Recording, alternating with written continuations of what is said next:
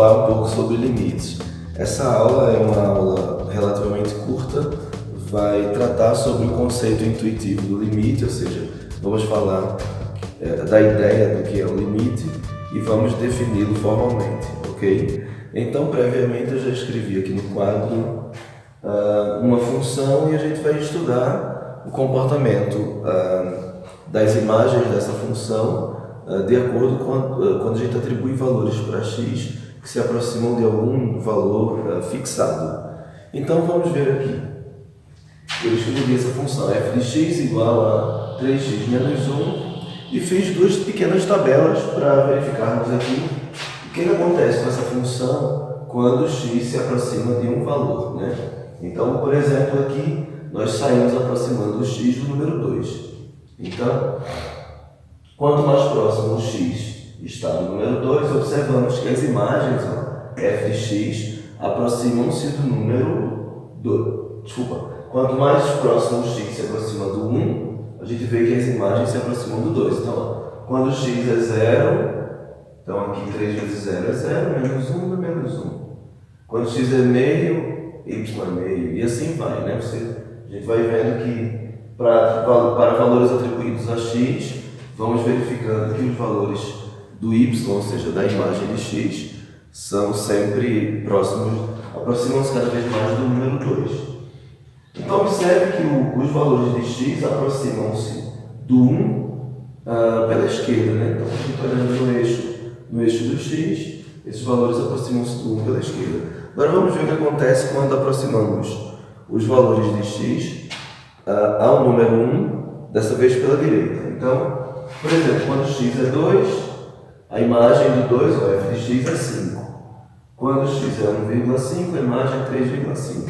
E assim por diante. Então, fomos aproximando aqui, decrescendo os valores, né, fazendo com que eles se tornassem cada vez mais próximos do número 1, até chegar em 1,0001. E a imagem foi 2,0003. Observe que a partir de agora, 2,3, 2,03, 2,0003 são números que aproximam-se cada vez mais do 2. Então a gente pode observar que quando x se aproxima do 1 pela esquerda, os valores da imagem aproximam-se do número 2.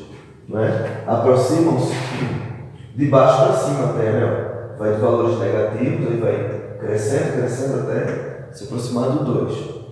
Quando o x se aproxima do 1 pela direita, 2, 1,5, 1,1, 1,01, 1,0001, as imagens aproximam-se do 2 de cima para baixo. Lembrando que as imagens situam-se no eixo dos y, né? Então, eu fiz um esquema gráfico para a gente perceber a ideia, né? Então, o que nós estamos falando aqui. Coloquei alguns desses valores, não todos, aqui no quadro. Claro, a função é a função do primeiro grau, o gráfico dela é uma reta, então está aqui. Não está muito bem feito, porque eu não usei nenhum instrumento, que foi na mão, e também contei as distâncias a olho, né? Mas é para a gente ter uma ideia, só um esquema. Então, observe que eu destaquei em vermelho o número 1, e a imagem do 1 foi o 2, né? E eu coloquei aqui uma bolinha aberta, porque a gente vai falar do limite, eu vou definir o limite, e não necessariamente o limite vai coincidir com a imagem do número fixado no eixo x. Mas vamos lá, a gente chega lá. Então eu saí colocando algumas aproximações, a gente vê que cada vez que o x se aproxima do 1 pela esquerda, as imagens são, por exemplo, 0,5, 0,9 a imagem 1,7, e não dá para fazer mais as outras, mas a gente já viu ali na tabelinha que quanto mais próximo esse cara estiver do 1 pela esquerda, mais próximas as imagens vão estar do 2, aqui ó, de baixo para cima, né? Por baixo. E aqui, ó, quanto mais próximo eu tiver os valores de x, aqui chegando ao 1 pela direita, as imagens vão estar cada vez mais próximas do número 2, que eu destaquei. Então, a ideia do limite vai ser a seguinte: nós vamos calcular nas funções, fixando-se um valor no eixo x, qual é o comportamento das imagens para valores de x que aproximam-se do valor fixado, tanto pela esquerda quanto pela direita. Então, quando fizermos isso aqui, vamos observar para onde as imagens estão caminhando, estão se aproximando. Nesse caso aqui, do exemplo, as imagens aproximam-se do número 2. Então, a grosso modo, a gente pode dizer que 2 é o limite da função f de x igual a 3x menos 1, quando x se aproxima do número 1, ok? Quando x aproxima-se do número 1. Então, em geral, quando essa função aqui é contínua, que é um outro conceito, tem uma outra definição formal para isso, nós dizemos que o limite coincide com a imagem do número fixado. Então aqui, claro, seria bolinha fechada. Mas o limite não necessariamente coincide com a imagem, tá certo? Então eu posso ter uma função em que, fixando-se um valor no eixo x, o limite desse valor não coincide com a imagem dele. Então a função não necessariamente deve estar definida no número fixado. Ela pode não existir para esse valor. Tá certo? Mas o limite, sim, esse limite pode existir. Uma coisa não depende da outra. Agora, quando a gente for definir continuidade de uma função, aí sim, para que a função seja contínua, o limite e a imagem devem existir e ambos devem ser iguais. Tá bem? Mas aí não é o que nós estamos falando agora.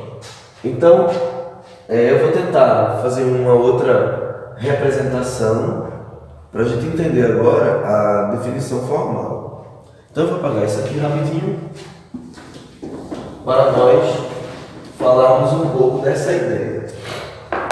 Observe que eu tenho aqui um valor fixado que eu chamei de 1, né? Então, dizer formalmente que eu tenho um número que se aproxima do 1 no eixo x é dizer que eu posso escrever assim: x menos 1 e escrever aqui assim, como um módulo, né? Esse módulo representa, tá meio troncho aqui, esse módulo representa a distância entre x e 1, ok? Essa distância, como aqui eu estou falando de módulo, essa distância é um valor que não é negativo, é um número positivo, né? Se a distância for zero, x é o próprio 1. Mas eu quero que x se aproxime do 1 sem ser o próprio 1 necessariamente. Então, eu vou dizer assim, eu vou dizer que a distância entre x e 1 é menor do que um número positivo. Em geral, os autores dos livros que a gente encontra aí de cálculo usam esse número, usam a representação usando delta minúsculo. Tá? Então, dizer que a distância de x menos 1 é menor do que delta, é dizer que esse delta aqui, que é um número positivo, é maior que zero, controla a proximidade entre x e 1. Mas existe uma propriedade dos módulos que diz o seguinte, ó, se o módulo de um número é menor do que um número positivo, então eu posso dizer assim, não é nem se, então isso aqui é se somente se. O módulo de x é menor do que a, se somente se, x está entre menos a e mais a, certo? Está entre o número e o seu simétrico. Então essa ideia a gente pode usar aqui para tentar observar essa característica da minha função, né?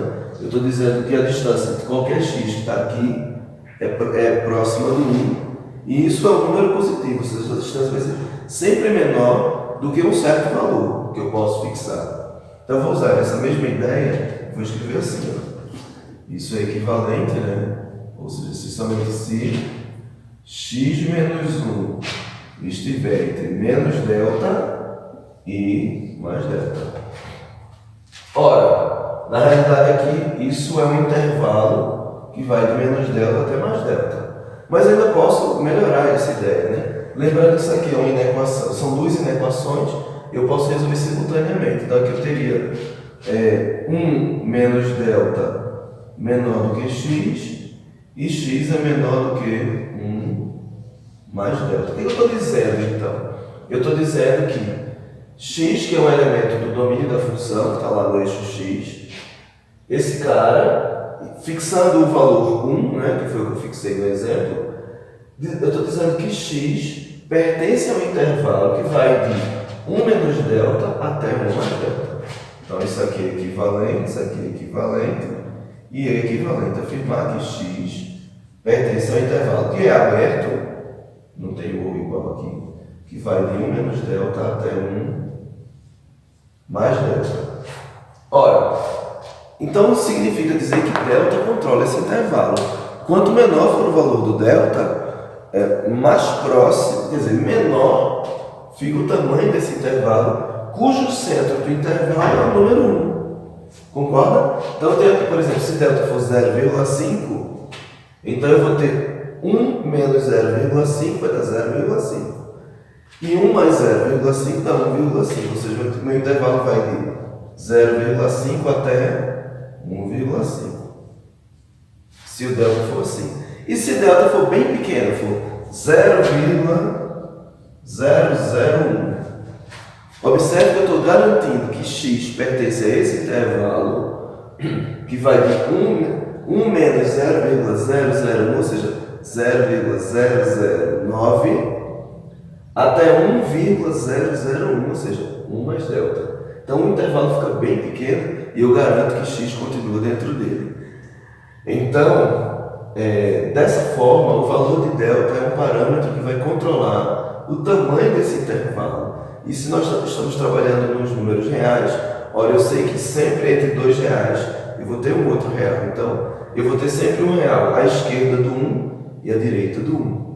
Então, desse modo, eu estou garantindo aqui que x pertence a esse intervalo, cujo centro do intervalo é o 1, que foi o valor que eu fixei, e dizendo que o delta controla o tamanho desse intervalo. Então, estou dizendo dessa forma, escrevendo que módulo de x menos 1 é menor que delta, isso equivale a dizer que eu tenho um intervalo cujo tamanho é controlado pelo delta, a amplitude do meu intervalo é controlada pelo tamanho do delta, pelo valor do delta, e o x está sempre dentro desse intervalo. Então, quando o intervalo torna-se cada vez menor, o x está cada vez mais próximo do centro do intervalo, que no caso do exemplo eu coloquei o número 1.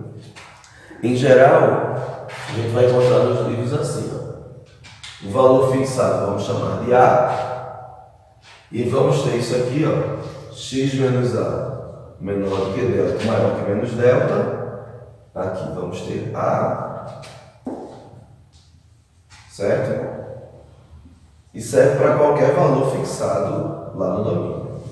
Então, dizer que módulo de x menos A é menor do que delta equivale a dizer que eu tenho um intervalo cujo centro do intervalo é o A e esse intervalo é modulado, né, pelo valor do delta. Então, x pertence sempre a esse intervalo. Esse é um modo formal de dizer que, fixando-se um valor A, que aqui no caso foi 1, se eu coloco no intervalo, vou pegar outra cor.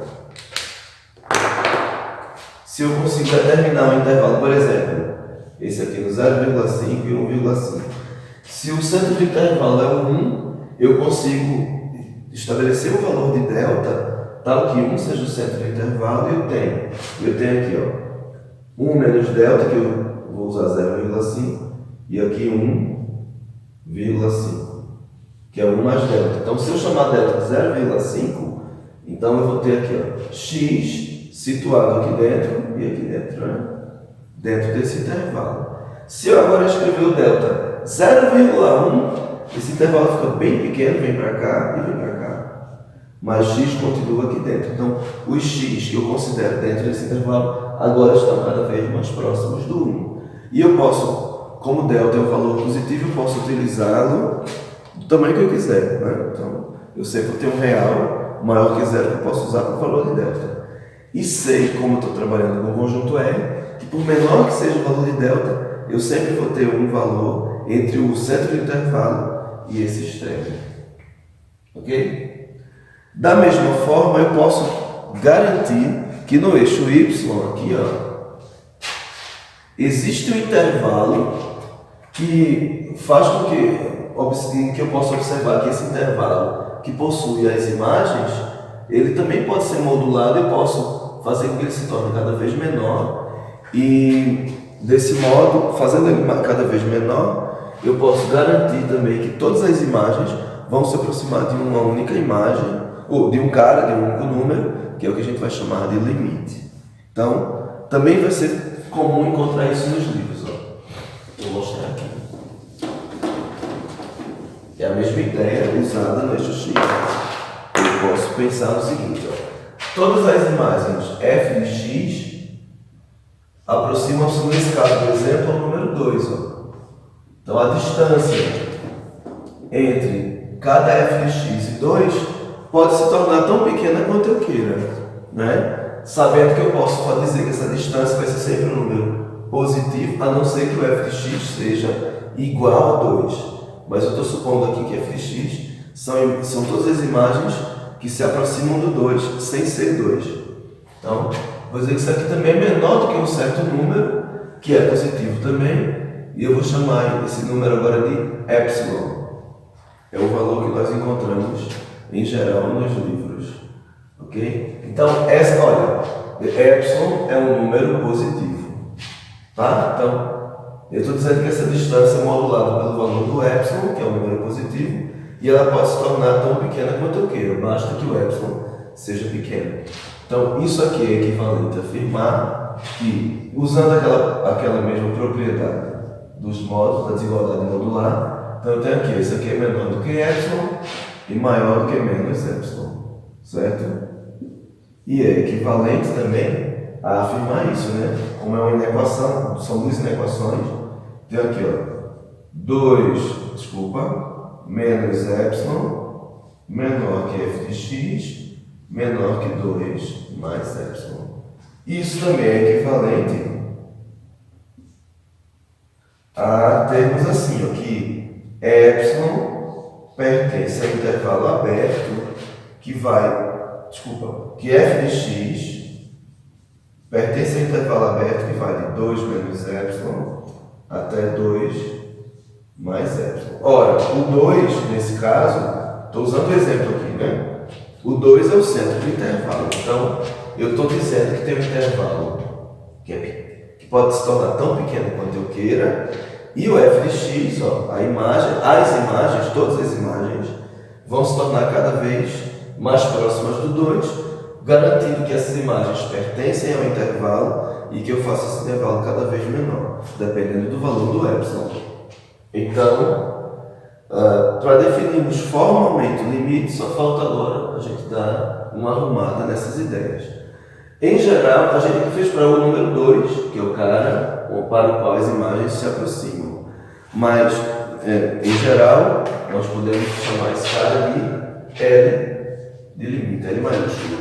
Tá certo? E aí nós teremos aqui, ó, f de x menos L, L menos epsilon, L mais epsilon. E o meu intervalo vai de L menos epsilon a L mais epsilon. Tá bom? Então a ideia é que eu tenho um intervalo aqui no eixo Y. Por exemplo, se eu chamar o meu epsilon igual a 2, por exemplo, se o epsilon for igual a 2, meu intervalo é aquele. O L mais epsilon é 4 e L menos epsilon está aqui no 0. Então meu intervalo tem essa amplitude de 2 unidades. Ó. Mas se eu disser que meu epsilon é 0,5, então eu vou ter aqui, ó, 2,5 por aqui e 1,5. Então já diminuiu o tamanho do intervalo. Mas eu estou dizendo que as imagens f de x estão aqui dentro, né? Então quanto menor for o tamanho do epsilon, meu intervalo vai ficar cada vez menor, mais curto, e como eu garanto que f de x, e sempre tem f de x lá dentro desse intervalo, então essas imagens f de x vão se aproximar do centro do intervalo, que no caso do meu exemplo foi o 2, mas que eu posso chamar sempre de L, ok? Que é o que a gente vai chamar de limite. Então vamos agora para a definição formal do limite, ok? Então, eu não vou escrever a definição toda, eu vou apenas colocar aqui os pontos principais, quer dizer, pelo menos na introdução, mas eu vou falando e vou escrevendo aqui, tá bom? Então, primeiro vamos considerar assim, ó, seja f uma função definida em algum intervalo, está aqui definida em algum intervalo do domínio, né, da função, intervalo aberto y, aqui aberto, né, onde i está no domínio da função, tal que A pertence a esse intervalo aberto, tá bom? A função é definida nesse intervalo, eu vou botar assim, exceto, possivelmente, em A. Como eu tinha falado antes, não necessariamente eu vou ter a função definida em A, porque se estiver definida em A, obrigatoriamente a imagem do A vai ser o próprio limite, né? E o limite para existir, não necessariamente o A tem que pertencer à função. Ele pode ser limite da função quando x tende a A e A não pertencer à função.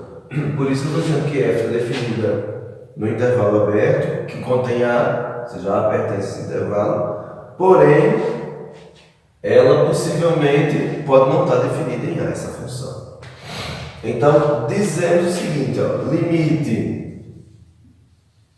quando x tende a A, ou seja, quando x se aproxima de A, limite da função quando x é igual a, tende a A é igual a L, dizer isso é dizer o seguinte, ó, limite de f de x quando x tende a A é igual a L se está assim, dado um epsilon maior que zero, existir, melhor escrever, né? Existir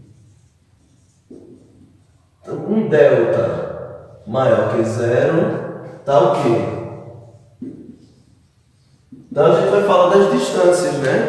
A distância entre x e A, ó.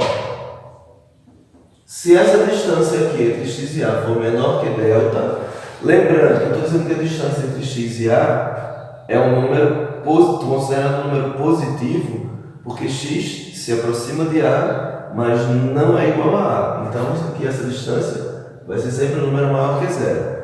Estou dizendo que esse número positivo é menor do que o certo delta. Então vê, se isso acontecer, então, tá aqui, ó.